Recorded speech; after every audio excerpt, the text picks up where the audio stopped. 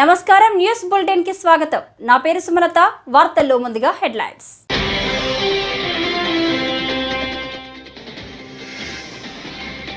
లోకేష్ కు టీడీపీ అధ్యక్ష బాధ్యతలు ఇవ్వాలి, బుద్దా వెంకన్న డిమాండ్.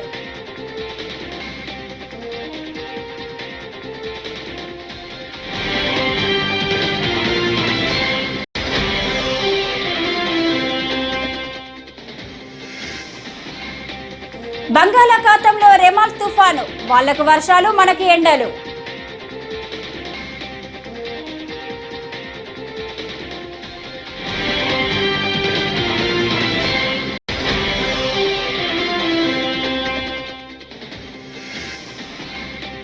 తనను హత్య చేయడానికి ప్రయత్నించిన ఘటనలో సూత్రధారులు వదిలేసి అమాయకులపై కేసులు, పులివర్తి నాని.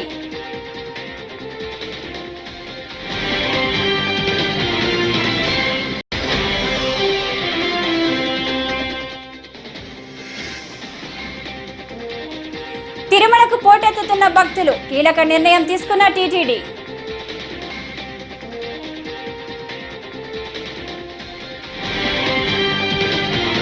ఇక డీటెయిల్స్ చూస్తే, తెలుగుదేశం పార్టీ అధికార ప్రతినిధి బుద్దా వెంకన్న కీలక వ్యాఖ్యలు చేశారు. ప్రస్తుతం తమ పార్టీ జాతీయ ప్రధాన కార్యదర్శిగా ఉన్న నారా లోకేష్ కు అధినేత చంద్రబాబు నాయుడు ప్రమోషన్ ఇవ్వాలని, రాష్ట్ర అధ్యక్ష బాధ్యతలు అప్పచెప్పాలని అన్నారు. ఇది తమ వినతి కాదని, డిమాండ్ అని వ్యాఖ్యానించారు. శుక్రవారం విజయవాడలో ఆయన విలేకరుల సమావేశంలో మాట్లాడారు. ఆయన ముందు కార్యకర్తలకి లాభం జరగాలన్న కార్యకర్తలు, ఎందుకంటే ఆయన కార్యకర్తలకు బాగా దగ్గర అయిపోయినటువంటి వ్యక్తి. చెప్పాక చంద్రబాబు గారు పేరు పెట్టి పిలిచే వ్యక్తులందరినీ కూడా ఆయన పేరు పెట్టి అన్నానో లేకపోతే బాబాయ్ అనో ఏదో ఒకటి తమ్ముడు అనో పిలుస్తారు.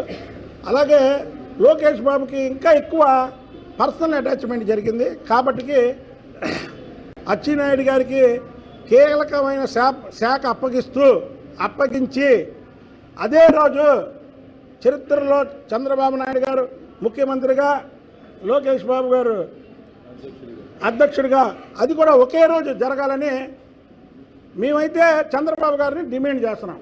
ఎందుకంటే జాతీయ తెలుగుదేశం పార్టీ అధ్యక్షులు కాబట్టి ఆయన్ని డిమాండ్ చేస్తున్నాం.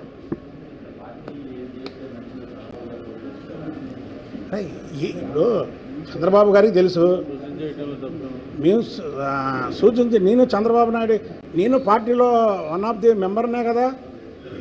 నేను రాష్ట్ర పార్టీ తెలుగుదేశం పార్టీ ప్రధాన కార్యదర్శిని. 5 ఏళ్ళు తెలుగుదేశం పార్టీ గురించి పోరాడానా లేదా చెప్పండి మీరు? పోరాడానా? పోరాటం చేయలేని వాళ్ళు టికెట్లు తెచ్చుకున్నారా? మాకు టికెట్లు ఇవ్వకపోయినా మేము పార్టీకి అంకిత భావంతో ఆ కుటుంబానికి లాయల్గా మేము ఉన్నాం కదా.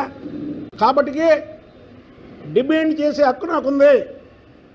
అది కూడా చెప్తున్నా, డిమాండ్ చేసే అర్హత నాకుంది. కాబట్టి నేను అది చేస్తున్నా. నా గురించి అయితే కరెక్ట్ కాదు. అది అందుకనే చెప్పేది నేను ఒక బీసీనే. గౌర మా క్యాస్ట్ బీసీ-డి అయినా సరే ఒక బీసీనే ముందుకొచ్చి చెప్తున్నాం, ఈ పార్టీకి బాధ్యతలు లోకేష్ బాబు గారికి అప్పచెప్పమని నేను డిమాండ్ చేస్తున్నా. చంద్రబాబు గారిని అయితే మాత్రం ఈ విషయంలో డిమాండ్, లోకేష్ బాబు గారిని రిక్వెస్ట్ చేస్తున్నా. అలాగా అచ్చెన్నాయుడు గారు కూడా 5 ఏళ్ళు చేశారు. ఆయనకి మంత్రి పదవిలో కీలకమైనటువంటి మంత్రి శాఖ ఇవ్వాలని కూడా నేను రిక్వెస్ట్ చేస్తున్నా. ఎందుకంటే డిమాండ్ చేయకూడదు, ఎందుకంటే అది ముఖ్యమంత్రి గారి ఇష్టం. కాబట్టి ఆయన బీసీ నాయకుడిగా పాపం జైలుకి వెళ్ళినా ఆయన చానాళ్ళు కష్టపడినా సరే పార్టీకి అంకిత భావంతో నిజంగా ఆయన నియోజకవర్గం కూడా వదిలేసి పార్టీ ఆఫీసులో ఉన్నాడు. కాబట్టి అచ్చెన్నాయుడు గారికి న్యాయం చేయాలా, సేమ్ టైం పార్టీ అధ్యక్ష బాధ్యతలు లోకేష్ బాబు గారికి అప్పచెప్పాలని మేము మాత్రం చంద్రబాబు నాయుడు గారిని డిమాండ్ చేస్తున్నాం.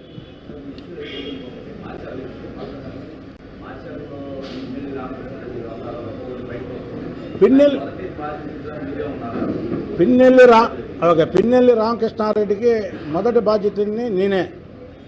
అవాళ వాడు ఏలంపాటు పెట్టాడు.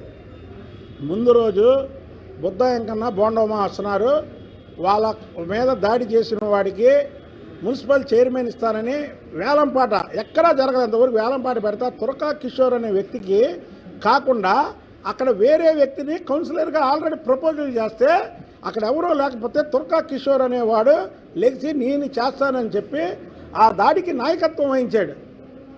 వాడు తురకా కిషోర్ మీ మీడియాలో కొడుతున్నట్టు. బంగాళాఖాతంలో ఏర్పడిన అల్పపీడనం మరింత బలపడి వాయుగుండంగా మారింది. ప్రస్తుతం మధ్య బంగాళాఖాతంలో కేంద్రీకృతమై ఉన్న ఈ వాయుగుండం మరింత బలపడి తుఫానుగా మారనుందని భారత వాతావరణ సంస్థ వెల్లడించింది. తుఫానుగా మారితే దీనిని రెమాల్ అని పిలువనున్నారు.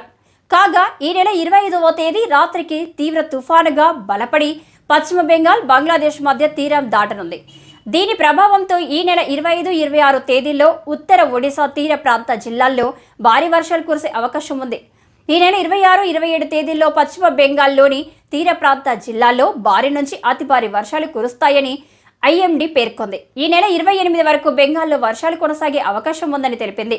అదే సమయంలో ఏపీపై ఈ తుఫాను ప్రభావం ఏమాత్రం ఉండదని, ఆ రాష్ట్రంలో ఎండలు మండిపోతాయని ఐఎండీ స్పష్టం చేసింది. ఏపీలో వేడి గాలులు వీచే అవకాశం ఉందని ఐఎండీ వివరించింది. రాష్ట్రంలోని చాలా ప్రాంతాల్లో అత్యధిక ఉష్ణోగ్రతలు నమోదయ్యాయని వెల్లడించింది.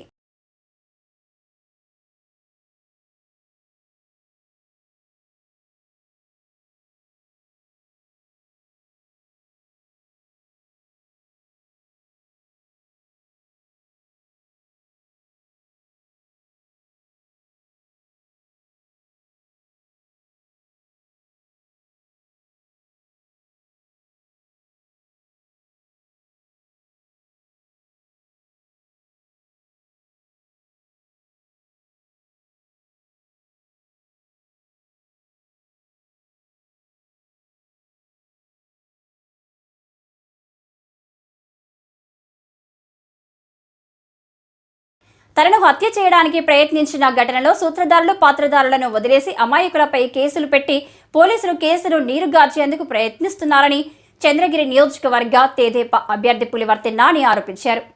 ఈ నెల 14వ పద్మావతి మహిళా విశ్వవిద్యాలయంలో జరిగిన ఘటనపై ఎస్వీయు పోలీస్ స్టేషన్లో నానిని గంటకు పైగా డీఎస్పీ రవి మనోహర ఆచారి విచారించారు.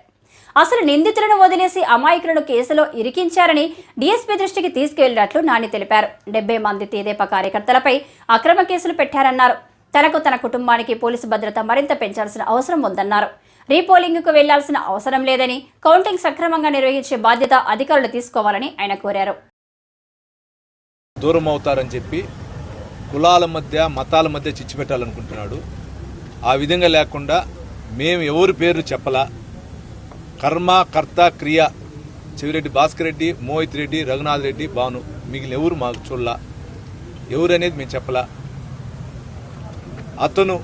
అతను వర్గం దూరం అవుతారని చెప్పి ఉద్దేశంతో అతనే కొందరు పేర్లు పంపించి అతనే చేస్తున్నాడు. కాబట్టి దీన్ని పరిశీలించండి. మొన్న పెట్టిన ప్రొడ్యూస్ చేసిన వ్యక్తుల్లో కూడా కొందరు ముద్దాయిలు, అమాయకులు ఉన్నారు, వాళ్ళని కూడా పరిశీలించని కూడా చెప్పడం జరిగింది. న్యాయం చేయమని కోరటం జరిగింది. ఈ తెర వెనకున్న ముసుగు వీరుడిని బయట తీయండి అని చెప్పడం జరిగింది. మా వాళ్ళ పైన మొత్తం ఆల్మోస్ట్ 70 మంది పోయింది, 75 మంది పోయింది. ఏ కేసు? 307లు 2, 435లు, 332లు అవి పెట్టాను. నా కేసులో నేను ఇచ్చిన ఫిర్యాదు ఆ రోజు చెవిరెడ్డి భాస్కర్ రెడ్డి, చెవిరెడ్డి మోహిత్ రెడ్డి, చెవిరెడ్డి రఘునాథ్ రెడ్డి, భానుప్రకాష్, నేను చూసిన వాళ్ళు పెద్దలు చెప్పాను. అంటే లోపల జరిగింది, కొంచెం బయట మొత్తం జరిగింది, మొత్తం పులింగా అడిగారు, మొత్తం నేను చెప్పాను. ఇంతవరకు వాళ్ళు ఎంక్వైరీ చేస్తాం, ఎంక్వైరీ చేసి మా ప్రకారం మేము వెళ్తా ఉన్నాం, మేము చేస్తామండి, న్యాయం చేస్తామన్నారు. మీరు న్యాయం చేయండి సార్, నా వల్ల ఎటువంటి పొరపాటు జరగదు, నా వల్ల చంద్రగిరి నియోజకవర్గంలో ప్రశాంతత ఉంటుంది, గెలిచేది నేనే, ప్రభుత్వం వచ్చే తెలుగుదేశమే, నేను ప్రశాంతత కూడా చిన్న గలాట లేకుండా ఉంటుంది అని కూడా చెప్పడం జరిగింది. అంటే పోలీసులు తప్పు అనేది నేను చెప్పలేదండి. ప్రత్యర్థి ఎట్లున్నాడంటే అతని దగ్గర ఉన్నటువంటి వ్యక్తులందరూ నమ్మకుండా దూరం అయిపోయారు. ఆ దూరం అవుతున్నారు ఉద్దేశంతో వాళ్ళనే వేరే రూట్లో కొందరు ఉంటారు కదా, కింద స్థాయిలో వాళ్ళు ఉన్నారు, వీళ్ళు అని చెప్పి అతనే ఇరికిస్తున్నాడు. నాకు ఒక డౌట్ అండి. దూరం అవుతున్న వాళ్ళపైన పెట్టి కేసులు ఇచ్చి ఆ వర్గాన్ని దూరం కాకుండా కూడా ఉండాలని ఉద్దేశంతో చేస్తున్నాడు. అంటే పెట్టుకుంటారు కదా, గ్రిప్లో ఉంటే కేసు ఉంటే ఎవరు బయట పోడు కదా, అది చేయాలని ఉద్దేశం అండి. కొందరు ఉంటారు కదా, ఇప్పుడు వాళ్ళ రిపోర్టు ప్రకారం పెద్ద వీళ్ళు చేసినారంటే ఏదో ఒక రూట్లో ఒక అధికారికో ఏదో ఒక రూట్లో పలానా వ్యక్తి ఉన్నాడు అంటే ఆటోమేటిక్ పోలీస్ అధికారులు దృష్టి సారిస్తారు కదా, అప్పుడు కేసులు పెడతారు కదా. అట్లా ఎట్లా జరిగిందంటే నాకు కాల్పుల సౌండ్ విన్నా, ఆ లోపల మమ్మల్ని లాగెత్తి లోపల వేసుకున్నారు మా వాళ్ళు. అది తెలిసింది. కాల్పినప్పుడు నా పైన అటాక్ చేయకపోతే కాల్ చేయడని తెలిసింది చెప్పాను. పేపర్లో నిన్న కూడా చూసిన ఆ వ్యక్తికి సంబంధించిన డమ్మీ వ్యక్తే తిరుమల నుంచి తీసుకుని వచ్చి అరెస్ట్ చేశారని చెప్పడం నిన్న మొన్న 3 రోజుల ముందు పేపర్లో 2 సార్లు చూసా. గన్మ్యాన్కి ఏమన్నా భద్రత కల్పించాలని కోరారని చెప్పాను. గన్మ్యాన్కి భద్రత కల్పించాలి అతనికి అని చెప్పడం జరిగింది. అంటే యాక్చువల్గా ఇప్పటి వరకు అయితే సంతృప్తి ఇంకా పెంచాలి. ఎందుకంటే పోలింగ్ అయిన కౌంటింగ్ ఉంటుంది. కౌంటింగ్ తర్వాత 5 ఏళ్ళు ఉంటుంది. నాకు కానీ నా కుటుంబానికి కానీ నేను కూడా హైకోర్టులో వేసాను. పెంచాలి. ఎలక్షన్కి ముందే వేసా. ఎలక్షన్కి కరెక్ట్గా నామినేషన్ 25 అంటే నాకు 23వ తేదీ 24వ తేదీ ఆర్డర్స్ కూడా ఇచ్చాను. రీపోలింగ్ వచ్చినా ఇప్పుడు జరిగినటువంటి పర్సంటేజ్ కంటే ఇంకా 0.5% పెరుగుతుందండి. మేము ఎక్కడ దొంగ ఓట్లు వేసుకున్న న్యాయంగా జరిగింది ఈసారి ఎలక్షన్. అధికారులు న్యాయబద్ధత వహించారు. 13వ తారీఖు మధ్యాహ్నం 2 గంటల నుంచి వాళ్ళు రెచ్చగొడుతూనే ఉన్నారు. అక్కడ జరిగింది ఇక్కడ జరిగిందని ఎక్కడా జరగలేదండి. ఆ వైసీపీ బూత్లో జరిగినప్పుడు అట్లా రీపోలింగ్ చేయాలి. నేను కూడా వైసీపీ బూత్లో అడుగుంటాను కదా, ఎక్కడ జరగలేదు. ఈవెన్ తుమ్మలగుంట కూడా నేను న్యాయం జరిగింది కాబట్టి నేను ఎక్కడ అడగలేదు. ఎక్కడగా ఎన్నికలు పూర్తి కావడం, వేసవి సెలవులు కొనసాగుతుండడం, విద్యార్థుల పరీక్షల ఫలితాలు విడుదల కావడం వంటి పరిణామాల నేపథ్యంలో ప్రముఖ ఆధ్యాత్మిక క్షేత్రం తిరుమలకు భక్తులు పోటెత్తుతున్నారు. గత కొన్ని రోజులుగా కొండపై విపరీతమైన రద్దీ నెలకొంటుంది. ముఖ్యంగా శుక్ర, శని, ఆదివారాల్లో సామాన్య భక్తులు అధికంగా తరలివస్తున్నారు. వారు స్వామివారి దర్శనానికి క్యూ లైన్లలో సుమారు 30 నుంచి 40 గంటల సమయం పాటు వేచి ఉండాల్సి వస్తుంది. ఈ నేపథ్యంలో తిరుమల తిరుపతి దేవస్థానం కీలక నిర్ణయం తీసుకుంది. సామాన్య భక్తులకు త్వరితగతిన స్వామివారి దర్శనం కల్పించేందుకు జూన్ 30వ తేదీ వరకు శుక్ర, శని, ఆదివారాల్లో వీఐపీ బ్రేక్ దర్శనం రద్దు చేసింది. ఆయా రోజులకు సంబంధించి వీఐపీ సిఫారసు లేఖలు స్వీకరించబోమని టీటీడీ ఓ ప్రకటనలో స్పష్టం చేసింది. ఈ మార్పును గమనించి భక్తులు సహకరించాలని విజ్ఞప్తి చేసింది.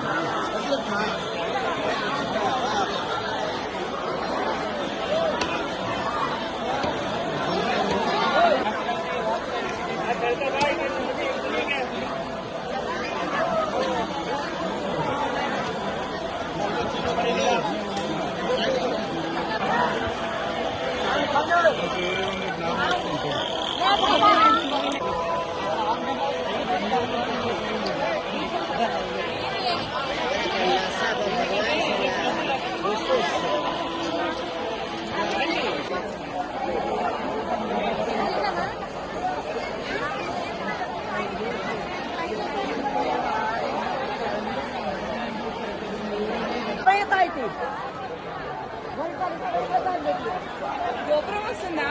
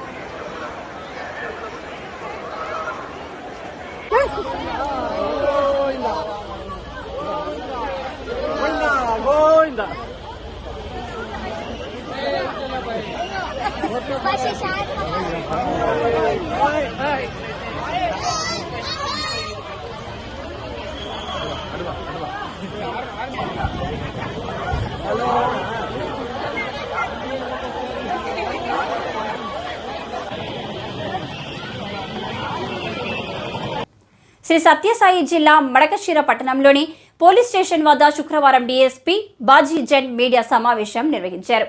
ఈ సందర్భంగా డీఎస్పీ బాజీజన్ మాట్లాడుతూ కళ్ళు నడిపే దుకాణ యజమానులు ఖచ్చితంగా లైసెన్స్ పొంది ఉండాలన్నారు. కళ్ళులోకి వివిధ రసాయనాలు కలిపితే కఠిన చర్యలు తప్పవని హెచ్చరించారు. నిబంధనల ప్రకారమే కళ్ళు అమ్మాలని తెలిపారు. లేదంటే కేసులు నమోదు చేస్తామని హెచ్చరించారు. కళ్ళు గీత కార్మికుల్ని పిలిపించి మాట్లాడడం జరిగింది. ఎందుకంటే సోషల్ మీడియాలో వస్తున్న కథనాలని దృష్టిలో పెట్టుకొని వాళ్ళ కళ్ళు గీత కార్మికులందరినీ పిలిచి వాళ్ళతో వాళ్ళ లైసెన్సులు అవి తనిఖీ చేసి వాళ్ళకి స్ట్రిక్ట్గా వాళ్ళని ఎటువంటి దాంట్లో కల్తీ చేయకుండా అమ్మాల్సిందిగా తెలియజేయడం అయింది. అటువంటి కల్తీకి పాల్పడితే వాళ్ళపై కఠినమైన చర్యలు తీసుకుంటామని చెప్పి కళ్ళు గీత కార్మికులకు వార్నింగ్ ఇవ్వడం జరిగింది. ఈ కళ్ళు దుకాణాలపై అన్నిటి మీద నిఘా ఉంచి దాంట్లో ఏమైనా అవకతవకలు జరిగి ఉంటే వాళ్ళు ఏమైనా మిక్సింగ్ అటువంటిది జరుగుతూ ఉంటే వాటి మీద కఠినమైన చర్యలు మా పోలీస్ తరఫు నుంచి తీసుకుంటామని చెప్పి మీడియా ముఖంగా తెలియజేసుకోవడమైంది. కళ్ళు గీత కార్మికుల్ని పిలిపించి మాట్లాడడం జరిగింది. ఎందుకంటే సోషల్ మీడియాలో వస్తున్న కథనాలని దృష్టిలో పెట్టుకొని వాళ్ళ కళ్ళు గీత కార్మికులందరినీ పిలిచి వాళ్ళతో వాళ్ళ లైసెన్సులు అవి తనిఖీ చేసి వాళ్ళకి స్ట్రిక్ట్గా వాళ్ళని ఎటువంటి దాంట్లో కల్తీ చేయకుండా అమ్మాల్సిందిగా తెలియజేయడం అయింది. అటువంటి కల్తీకి పాల్పడితే వాళ్ళపై కఠినమైన చర్యలు తీసుకుంటామని చెప్పి కళ్ళు గీత కార్మికులకు వార్నింగ్ ఇవ్వడం జరిగింది. ఈ కళ్ళు దుకాణాలపై అన్నిటి మీద నిఘా ఉంచి దాంట్లో ఏమైనా అవకతవకలు జరిగి ఉంటే వాళ్ళు ఏమైనా మిక్సింగ్ అటువంటిది జరుగుతూ ఉంటే వాటి మీద కఠినమైన చర్యలు మా పోలీస్ తరఫు నుంచి తీసుకుంటామని చెప్పి మీడియా ముఖంగా తెలియజేసుకోవడమైంది. ఈసీ ఆదేశాల మేరకు రాష్ట్రంలో ఎన్నికలకు ముందు తర్వాత జరిగిన హింసాత్మక ఘటనలపై విచారణకు ప్రత్యేక బృందాన్ని గురువారం నియమించారు. ఈ నేపథ్యంలో నర్సరావుపేట పట్టణంలోని 2 టౌన్ పోలీస్ స్టేషన్ పరిధిలో జరిగిన ఘటనలపై మరోసారి సిట్ బృందం విచారణ చేపట్టింది. సిట్ అదనపు ఎస్పీ సౌమ్యలత ఆధ్వర్యంలో దర్యాప్తు కొనసాగుతుంది. ఉన్నతాధికారుల ఆదేశాల మేరకు ఇప్పటికే పలు గ్రామాల్లో పోలీసులు విస్తృత తనిఖీలు నిర్వహిస్తున్నారు.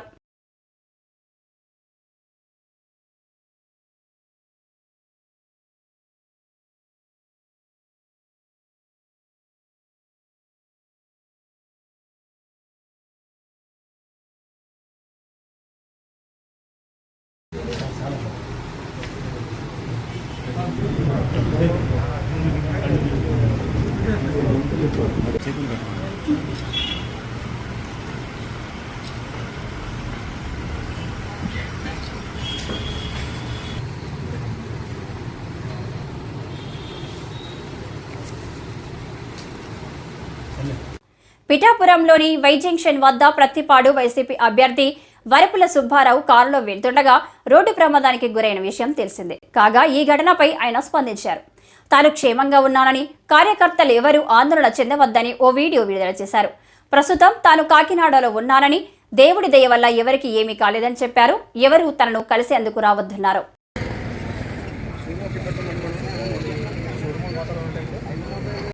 నమస్కారం. చాలా అదృష్టంగా కూడా బయటపడ్డాం. ఇది కారు యాక్సిడెంట్ అయింది. ఎవరికి ఏ రకమైన ప్రమాదం జరగలేదు.